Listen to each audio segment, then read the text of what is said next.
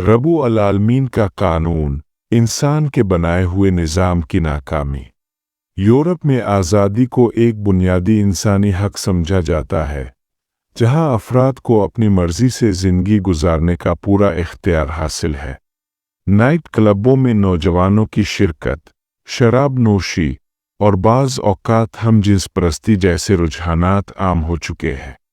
उन सब को शख्सी आज़ादी के दायरे में शामिल किया जाता है, मगर वक्त के साथ साथ उन आज़ादियों ने कई मुआशरती मसाइल को जन्म दिया है। ख़ानदानी निज़ाम कमज़ोर होता जा रहा है।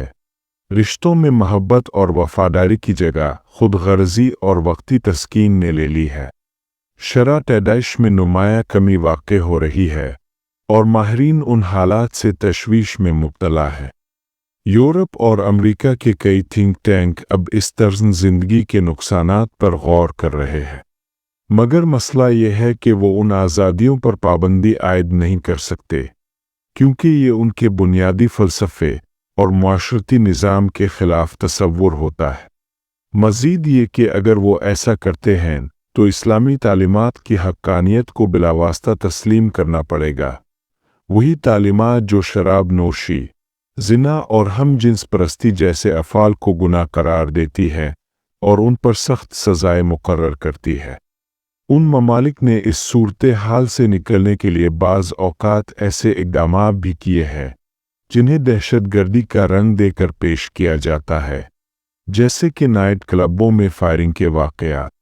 बाज़ तज्ज़ियाकारों का मानना है कि उन वाक़यात को बाज़ औक़ात ख़ुद उनके इदारे मंसूबा बंदी के तहत अंजाम देते हैं, ताकि खौफ व हरास पैदा हो और लोग उन आज़ादियों से पीछे हटने लगे। उन वाक़यात को दाइश ज़हनी मरीज़ों से मंसूब किया जाता है ताकि अवामी राय को कंट्रोल किया जा सके। ये रवैया एक वाज़े तज़ाद को ज़ाहिर करता है। एक तरफ मग़रिब आज़ादी का प्रचार करता है, दूसरी तरफ इसके नताइज से खुद परेशान है और बिलास्ता तौर पर उनकी रोकथाम के रास्ते ढूंढ रहा है। इस्लाम एक ऐसा निज़ाम पेश करता है जो सिर्फ इबादत तक महदूद नहीं, बल्कि पूरे मुआशरती ढांचे को पाकीज़ा रखने का एहतमाम करता है। शरीयत में ज़िना, कत्ल, शराब और चोरी जैसे जराइम के लिए जो सज़ाएँ मुकर्रर की गई हैं, वो सिर्फ मुजरिम को नहीं बल्कि पूरे मुआशरे को उन बुराइयों से बचाने के लिए है। कुरान और इस्लाम की तालीमात न सिर्फ मुसलमानों बल्कि पूरी इंसानियत के लिए फ़ायदेमंद है। अल्लाह ताला के अहकामात में हिकमत है, और जब इंसान दिल से गौर करता है तो उनमें रब्बुल आलमीन की मौजूदगी महसूस होती है।